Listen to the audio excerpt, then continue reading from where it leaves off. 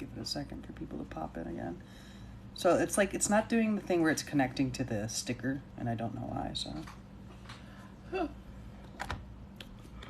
what? All right, looks like we're getting a couple people joining in. 2, 4, 5 people.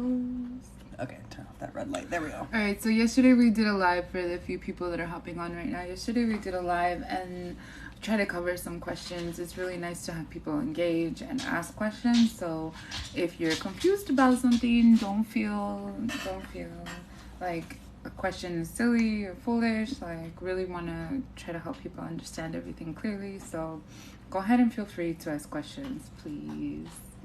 So we're here in Phoenix, Arizona.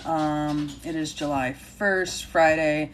Big protests and stuff going on. I don't believe anything has happened as I'm aware of yet. Kind of feels like there's a storm rolling in right around the Capitol. So I wonder if people were cleared out from that. If anyone has an update on the protests happening, please let us know. Drop in the chat. But otherwise, what we're going to talk about? Oh, we're going to talk about this shirt. Oh, yeah. Hey. Oh, hi. Unsheltered Phoenix released their first shirt. Cops out, cameras out. Didn't you, do a bunch of pre-orders and they got sold out or something? That was for the other shirts. Oh, okay. That was for the Let's Keep People Alive shirt. But this one is special because proceeds from this one are going to be going towards ticket help for anti-homeless tickets. So when people are trespassed from the area, they often get cited I want to say around $50 is the cheapest I've seen it, and there's often a court fee on top of that. So we're looking at $50 plus $20, that's $70 for people who are without income and or living on the streets. Is a whole lot of money. So it is. I mean, it's a lot of times you just can't pay it, so that's how, I think I've talked about it on my channel before, kind of I call it the debt cycle, where it's just you just keep getting picked up because you can't pay your tickets, and that's what the poverty, it keeps you in poverty, it keeps you in the prison cycle, and that's... It also, it perpetuates this warrant cycle. And so something that has been in the headlines recently is a young black man, I believe Madrox was his name, who was living outside in Tempe, and there was some situation where police were called and they tried to enforce his warrant. So it's important to note that this person wasn't being arrested.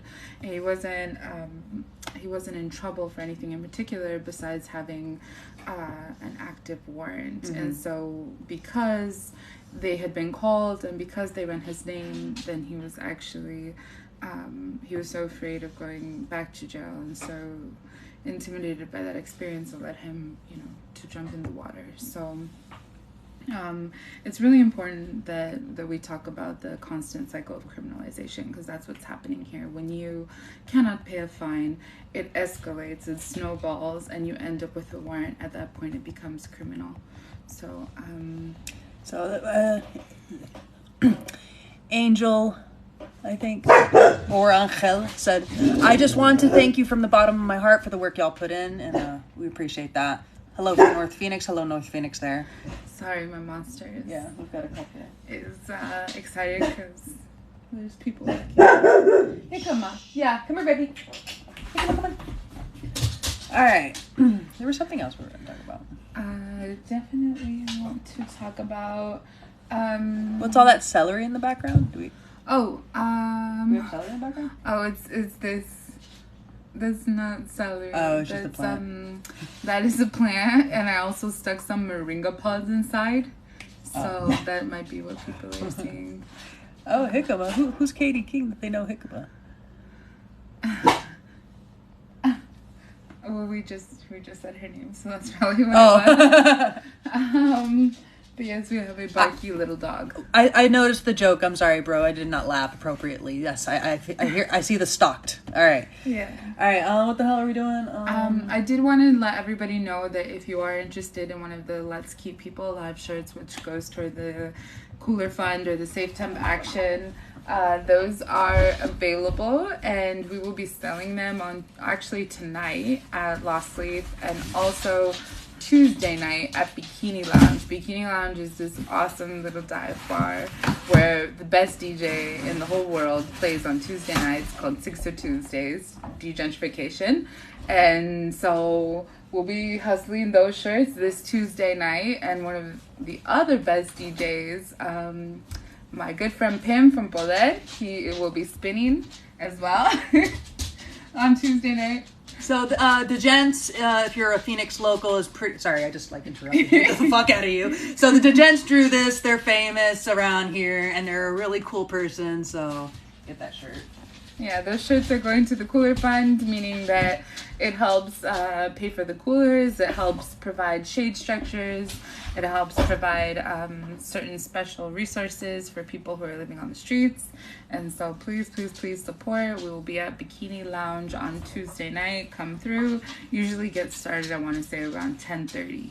Yeah. Gets going a little late. No promises. I'm gonna try to go, but I always fall asleep early. I'm very old.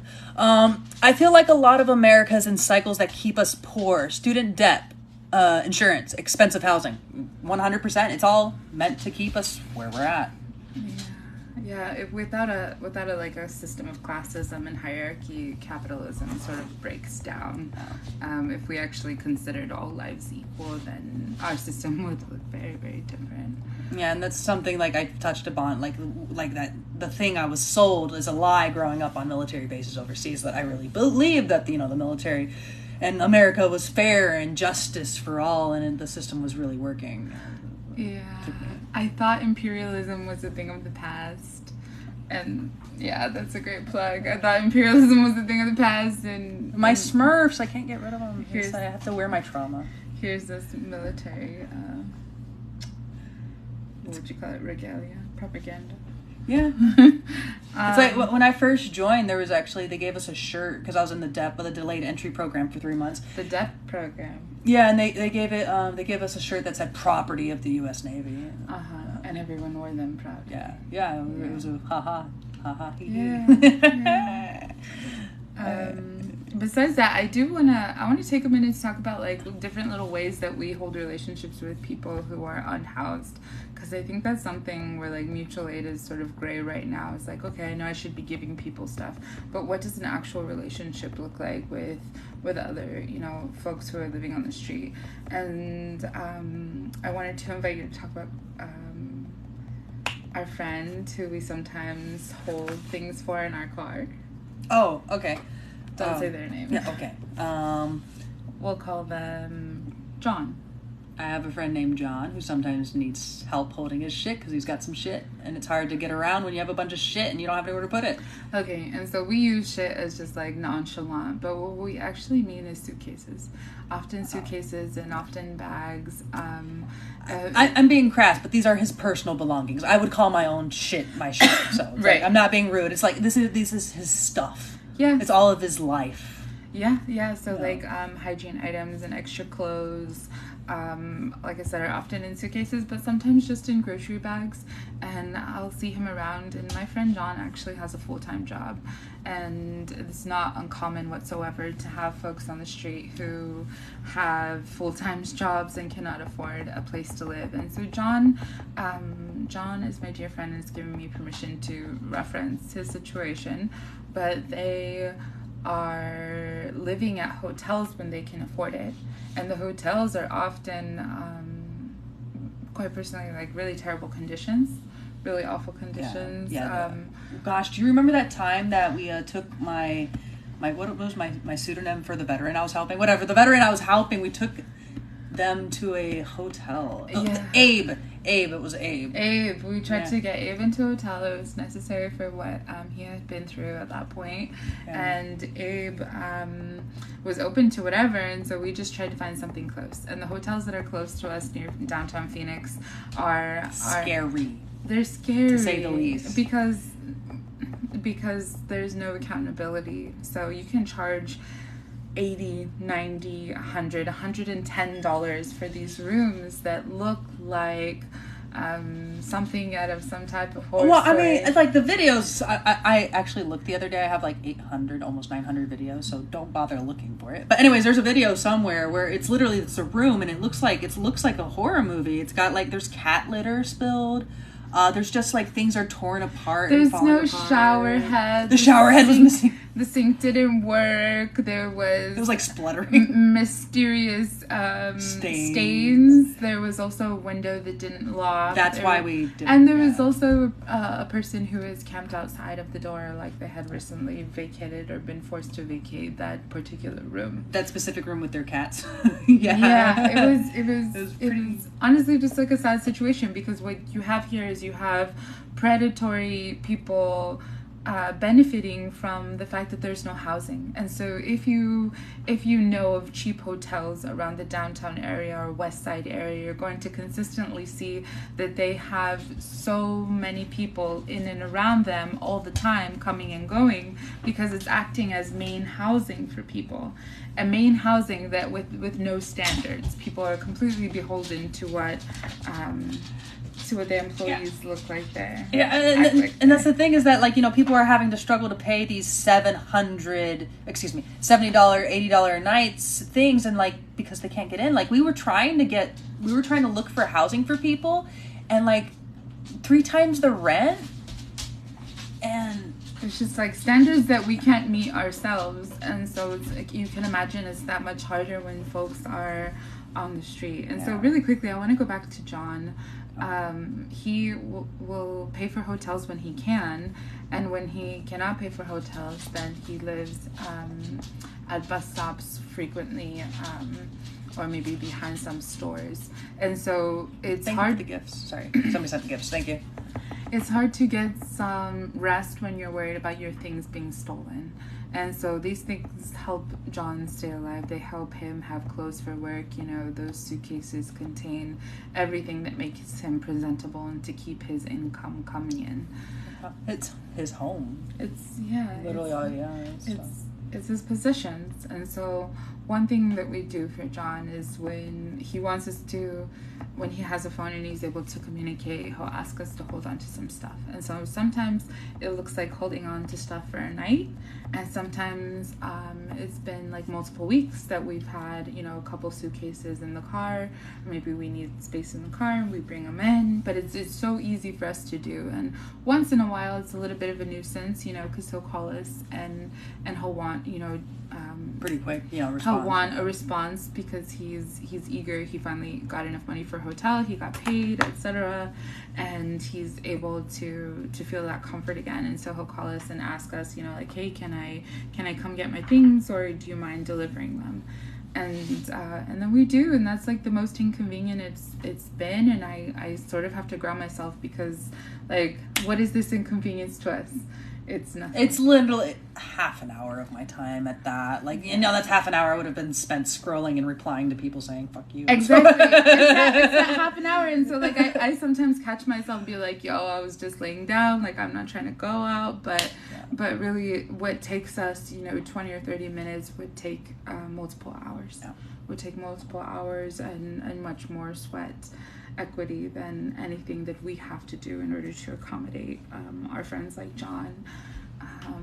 The last time I talked about being able to hold relationships and you help people avoid the hot ground by putting cardboard on the ground.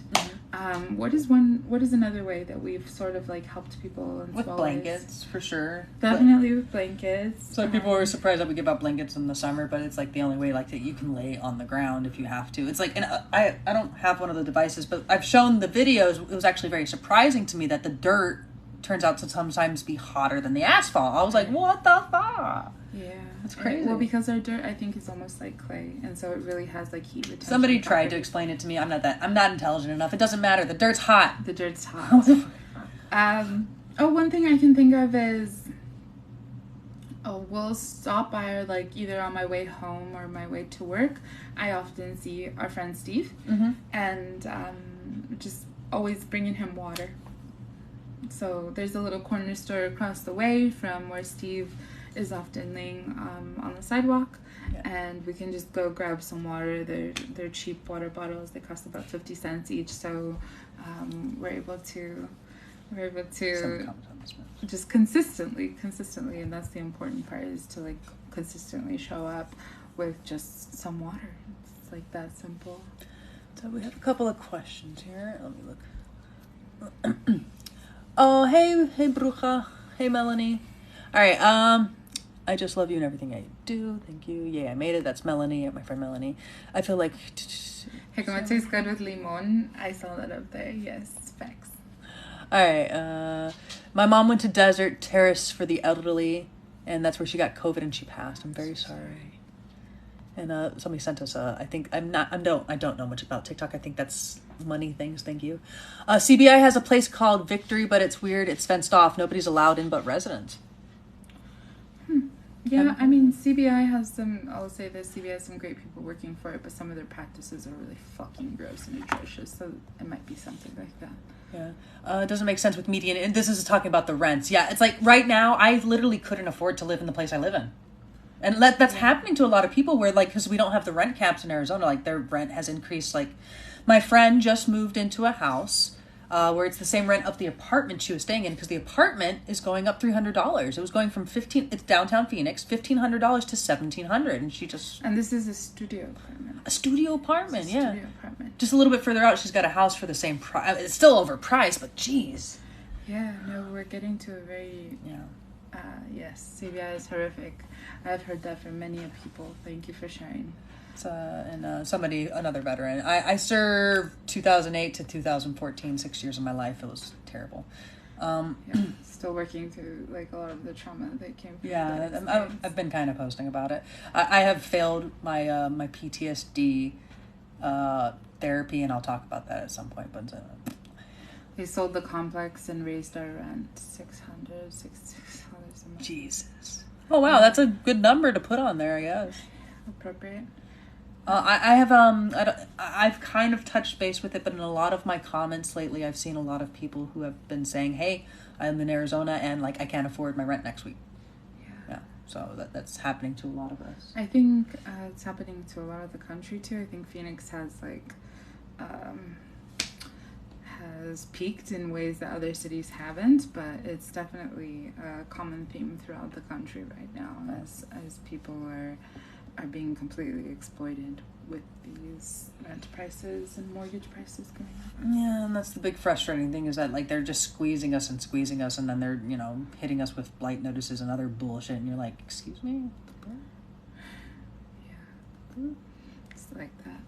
Like, people are dying over there, and you give a shit about this stupid ass park that nobody can use? So, we've already been on for a little while, and I just want to briefly cover the Valley Bar event. Yeah. So what is the Valley Bar event? So the Valley Bar event was this thing. I actually don't know exactly who was putting it together. I'm thinking the government. But it was like this panel on homelessness. Oh, they deleted it, baby. Can't find it. Really? They deleted it? Yeah, they deleted it. But that's okay, because I always screenshot things. Funny. Always document, like my shirt says. I'll just go ahead and plug this one more time. Documenting is an act of resistance when victors write history. So what does that mean? That the government is winning. And I know this is like something that some people want to debate, but like every time you see Black and brown people killed with zero repercussion, the government is winning. When you see these articles saying that they want to stop calling enslaved peoples by that name, they want to instead call them, what is the term? Obligated migrants. Oh my God, yeah! What the fuck was that? Was that here in Arizona? I don't think so, but I wouldn't be surprised. There's some school somewhere where they're trying to, like, instead of teaching about slavery, they're changing the language. It's very fucking 1984 level to, like, involuntary something. Involuntary migration or something like that. Versus slaves. So, what's up, Shane? Hi, Shane.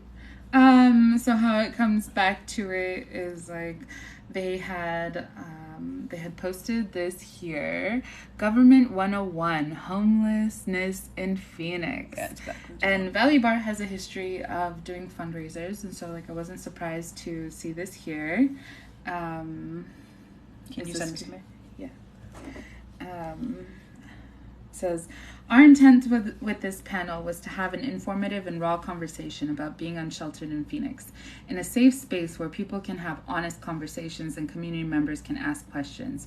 More importantly, to bring together government officials and nonprofits who can speak to and have the power to improve systems that are keeping people unhoused. So it says all of this because they had originally posted this and there were a lot of people who felt the need to comment. And so what people's comments generally were criticizing was the panel members. And so this included Amy Schwabenlander from the Human Services Campus.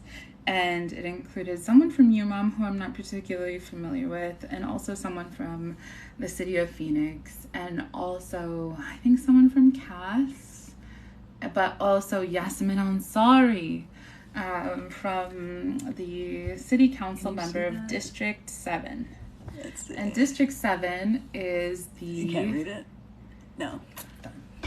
That'll be posted at some point later. But District 7 is the district that actually includes the zone. And so the area with the highest population of unhoused people in an area. I think the last official count was like 1,200 official. It's probably, I don't know. Every time you have an official count, just assume it's at least like 30-40% more easily.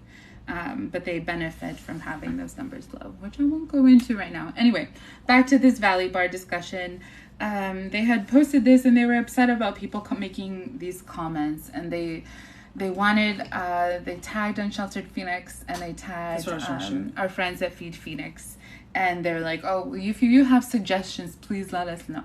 If you have suggestions you are open to sharing, please write us at info@valleybarphoenix.com. Right. And so it's sort of like putting this blame on us. It's like, how dare you criticize, like our panel? Like, I think that was the ultimate statement there from Valley Bar. What it felt like is like, oh, we didn't realize y'all felt like this. It was like, well, we've been telling you. But you know what? I was just remember when that shit with District 7 over, like, they gave us the 8-hour notice. Oh, yeah. You want to talk about that? I'm just reminded of that. I'm just making a little collection of things to talk about Yasmin for. So for anyone who's curious about Yasmin Ansari, the council member from District 7, we're putting together a nice little collection of things for you to hear about her. But we're going to save it all for later. Have it compiled neatly because she likes to play victim. Did y'all see that? Is that post still up? I haven't looked. I don't know. It was embarrassing either way. Let's not boost that. All right, fine. But basically, we have this woman who's playing victim. It's going to fall. Because we're calling her out. And so what the ask has been and always been was to treat people with basic dignity. And how do you do that? Well, it isn't rocket science. You give them access to shade.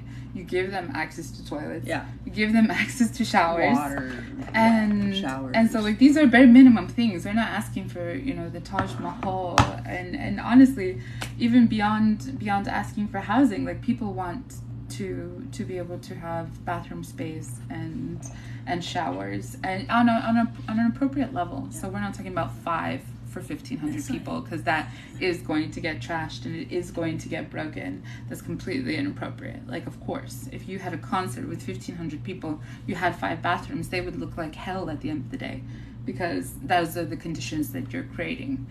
Have y'all heard about the formation of the AZ border guard proposed by Senator Rogers?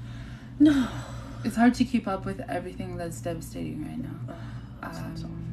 Yeah, it's a lot. I'm still trying to process the 51 migrants and counting who were found dead of presumably heat stroke inside of the